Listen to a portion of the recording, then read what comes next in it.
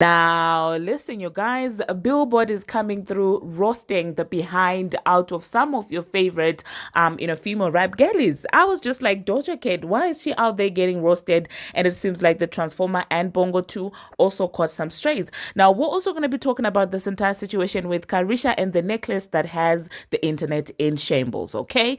Akbar V is still on lottery ticket snake, and we're going to be talking about the Burna Boy and Nicki Minaj situation. Hello, tea lovers, and welcome to the tea plug.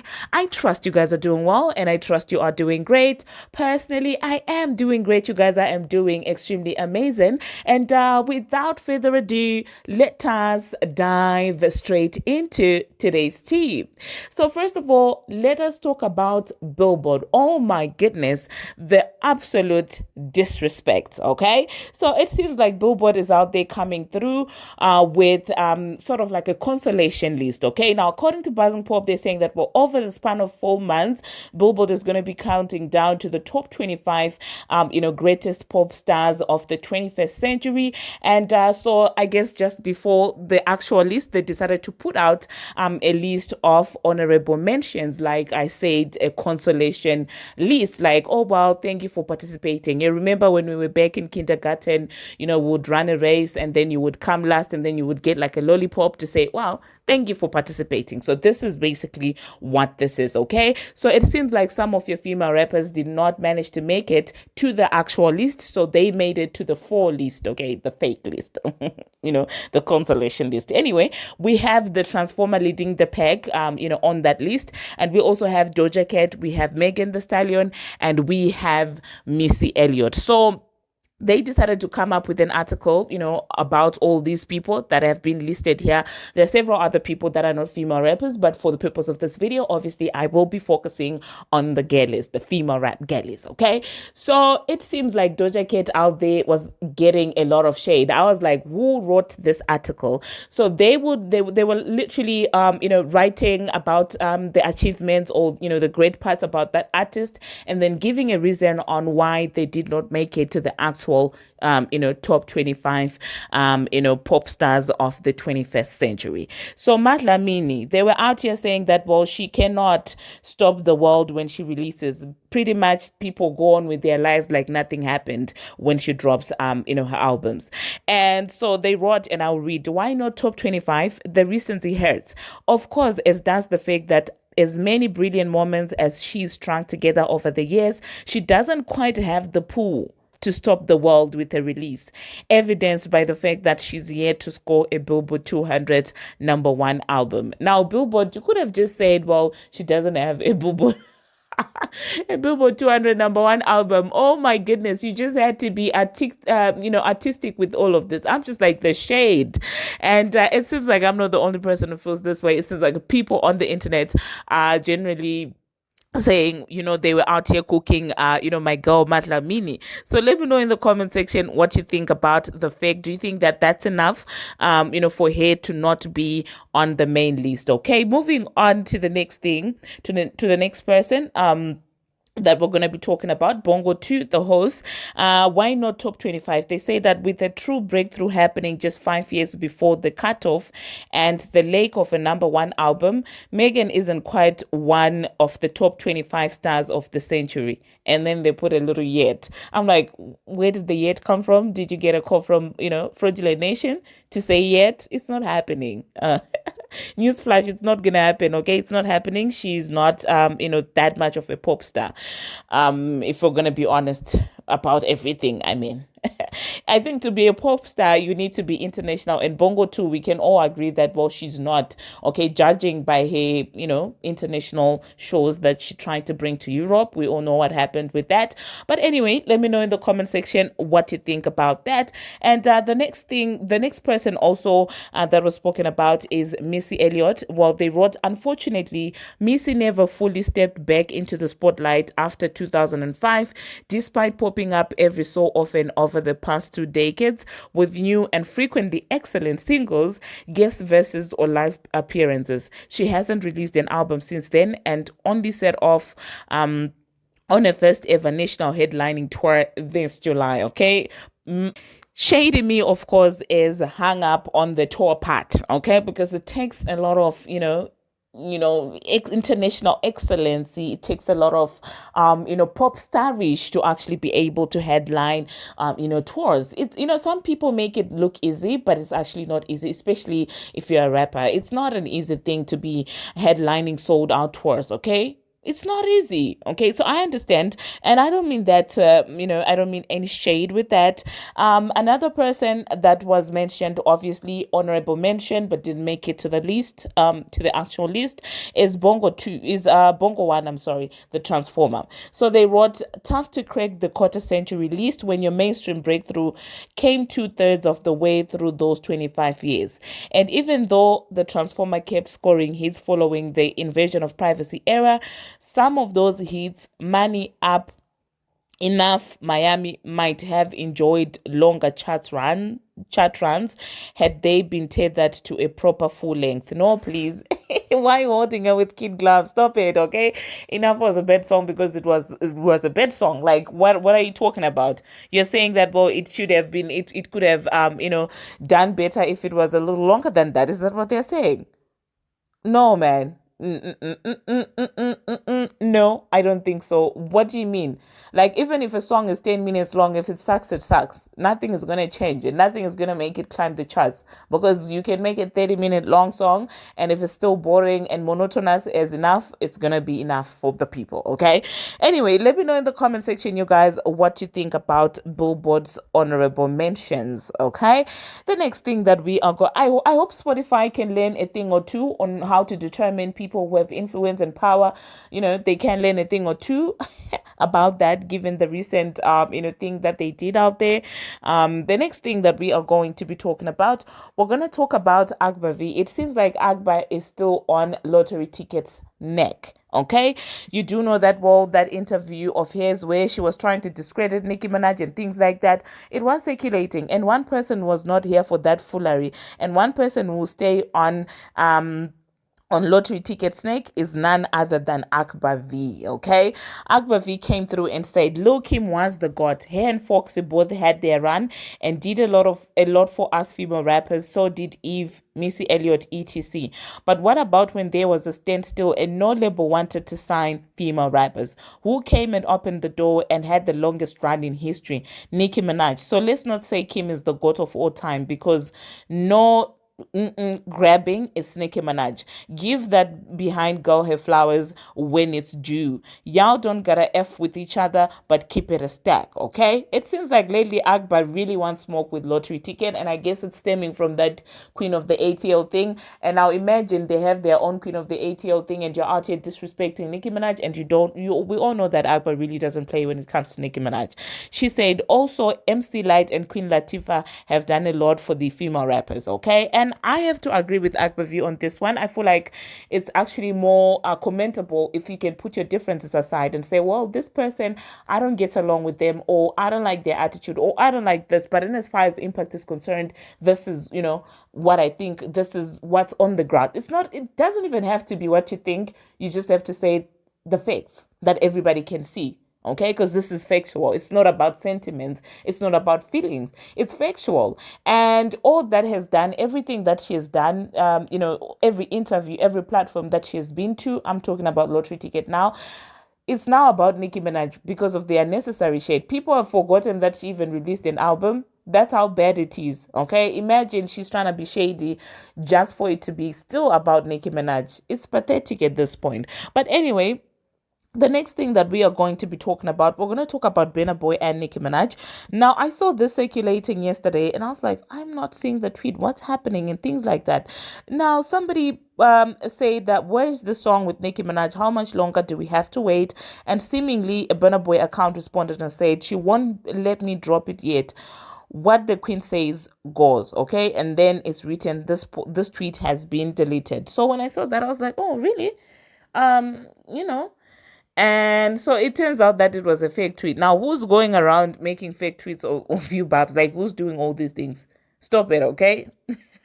Burna hasn't said anything about the song. I low-key really wanted that collaboration to come out, but I feel like tested and approved right now, stale, not in a bad way. I still listen to it, but I would want a fresh song with Burna Boy and Nicki Minaj. I mean, I heard the snippet of that verse of his. I love it, but I feel like testing up. If you're gonna get a Nicki Minaj feature, get a new song, get something that's still fresh. You know, it made sense back then, but now I'm just like, it is what it is, man. I don't know. Is he still together with Teflon? Maybe that's why the song didn't come out. Of course, I'm kidding you guys. I don't think that this had anything to do with Teflon Don at all. I know the girl doesn't like Nicki Minaj, but I doubt Burna Boy is taking any musical advice from Teflon. I'm just joking. The next thing that we're gonna talk about, Carisha's necklace is causing chaos on the TL. Okay, like literally causing chaos. I'm just like, what is happening? So it seems like some people have noticed that Carisha, Cassie, Kim Porter, J-Lo, basically all of the Diddy mistresses, okay, or Diddy girlfriends, oh well, he's not married, so Diddy girlfriends, baby mamas, and the likes, all of them have been rocking this particular, necklace. And you know how people are like, people started saying that, well, it is juju related. What does that mean? And so it was written, Karisha wearing that necklace, Cassie was wearing that necklace, J-Lo also used to wear that necklace and emphasized removing it in her Diddy breakup song. Can't tell me Karisha not in cahoots with that man. And I'm sorry, that's a signature piece with them ladies. Interview was Kepe AF. Update, Kim had a similar necklace too. Okay. So yeah, obviously that has been circulating, and you do know people started saying that, well, doesn't mean that they belong to a cult. You know, all these conspiracy theories that come through on the internet. Now it seems like a stylist decided to come in here and debunk everything. Well, they say, so this is going around, and this is the most delusional thing I've ever seen. Number one, this is a Roberto Cavalli necklace. That necklace is one of his signature styles, but most people wouldn't know because y'all don't wear designer accessories. By y'all, I mean you guys who are listening to me. You don't know. You don't wear designer accessories. You and me, of course. I'm talking about you and me, yes. You don't wear designer accessories and know your history in fashion. That was a part of the collection, and that matched the look. This wasn't anything symbolic or has anything to do with any cult whatsoever. I know where it came from. Y'all have to stop lying on this girl, just making up stuff that's lies, okay? And then they said, y'all keep lying on this girl for no reason. Y'all want something on her so bad. It's no tea. It's nothing. Y'all fake tea is poor. Stop the lies, the fake narrative. Stop messing with this girl. And I'm like, no, we're not making up things, okay? We're not. We don't want something bad on her. She has a tweet that is living on the, on Twitter there. So that's all we want clarity from. So they went ahead and started posting, of course, pictures of Roberto Cavalli, pieces. And they said every collection he redoes this style necklace, the lies have to stop. It seems like even these pictures, it's a signature of the brand. He also said it seems like regardless of the amount of pictures that he posted about this necklace, people are still convinced because they're like, oh well, we see what you're saying, the style, but well, what are the odds that these girls would get the same exact necklace? This is nothing like the pictures that you have posted. Okay, so it seems like people are not buying it. People still feel like, well, it's Didla related. So let me know in the comment section, you guys, what do you think about Karisha? Do you indeed think that, well, there is certainly something that is going on among the Didi harem, members and things like that? What do you think is happening with that? Let me know in the comment section. Now, the next thing that we will be talking about, let us talk about Miss Red. Now, you guys do know that, well, Miss Red's Get Sexy had a new, certification, and it seems like she decided to take that opportunity to, take us down the road to a creativity and everything. She said that, well, story time, the night Get It Sexy was made, I was going through a lot. Just had my baby, felt depressed and was going through postpartum. My team in Miami would leave me in the studio to write songs, and I would just be in there crying, thinking about life. I finally said, send me back to St. Louis so I can be around the ones that I love and get back to me. Boom, I'm there. I invite my sisters and my friends to my studio sessions. We had blunts, bottles, food, and I came out with Get It Sexy, Get It Sexy. It really was a confidence booster for me. We was turned, all my sadness was gone. I love my family, period. Okay. And I have to say that we're so used to seeing sexy red shaking her behind and doing all these things and acting like all the time it's party time for her, that sometimes we forget that she also has like an emotional side. She also had that side that's like vulnerable and things like that. And so I feel like the fact that she decided to take to the internet to let us know what the creative process and what the thought process was behind that song is very commendable. And this is why I like when people write their own songs. I feel like it just sets apart just regular singing, regular reciting, and things like that. You get to connect and relate. Because now I'm never going to look at the song like, some ordinary, party song or something like that. To me, now I'm beginning to see, oh my goodness, this is what this is about. And I feel like that's what makes art creative, because at the end of the day, it's supposed to be about you expressing yourself. So that's why I really don't appreciate it when people do not write their own lyrics. Like, we want that artistic part of you. We want to experience you through your art.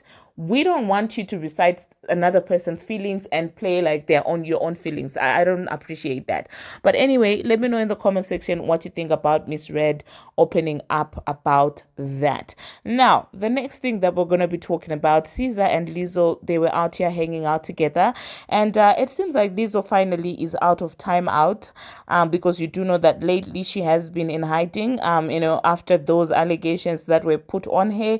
She has kind of been keeping a low profile. But lately, I've been seeing her, popping out here and there and doing a thing and things like that. So people are speculating that, well, there might be something coming up between Cesar and and Lizzo. But I'm just like, are they label mates? Are they what's the relationship between those two?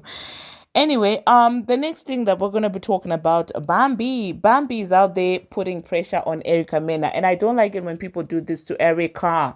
Like, don't do that, all right? So it seems like Scrappy decided to share on his Instagram the fact that Bambi is out there getting him flowers for being a very present dad. Just a day ago, I think I was talking about Safari Samuels getting cast out by Erica Mena, and Erica saying that, well, he's an absent father, going on an entire long rant and getting shocked for the 20th time that Safari is a dad and a bum. Like, I'm just like, how many times are you gonna get shocked? Because it's like every day she comes up and she's like, oh my goodness, I just discovered this man is such a loser. Oh my goodness, I discovered that today. And then the following day she comes up, she does the same thing. And so, yeah. Scrappy now is coming out, basically telling us that Bambi is appreciating him being a great and present father through flowers. He said, in my life that I've lived sacrificing for my family and my kids, you never really hear or get gifts for being a good person, husband or father. But yesterday I received these flowers on my front porch out of nowhere, and I seen a familiar name on it. I asked the person what's going on, and they said, I appreciate you for being a present parent in your kid's life, and thank you for always being there while they have to work or do anything. That meant a whole lot coming from someone you had kids with. Thank you, it is the Bamb, for the acknowledgement and I appreciate you for being an amazing mom. Keep up the great work. Now, people obviously started running with the jokes that, well, Bam had to come with the flowers because she realized that, you know what, Scrappy is not as bad as Safari wore a Jinvis Samuel. So people in the comment section of the Shade Room, they started making it about Safari. They were like, oh my goodness, Safari's out there making other fathers look like they are 10 times better because of his bed, and his absentia. And, his kid's life. Now, as expected, of course, Erica Mena was all up in the comment section. Okay, she was like, because before anything else, he really is a great father, present and always active. I expected this. This did not come as a shock to me. And then she was also in the comments responding to people's comments. Somebody said, she said, you know what? At least my baby daddy is not in Jamaica making fake feed, the children videos. And then Erica responded to that with a crying emoji. And another person said she heard Erica Mena said, you know what? Blessed. And Erica Mena went and said, Amen. Now, do you guys think this entire thing between Erica and Safari is gonna be over? And do you think that Safari is gonna change? Like, honestly, what kind of a bum is he? That's very annoying, eh? Ah, anyway, let me know in the comment section, you guys, what you think about that. That being said, thank you very much for watching and thank you very much for making it this far. If you have not already, what are you waiting for? Smash that subscribe button and do turn on the notification bell so that you will be notified each and every time that I post. And until my next one, see you.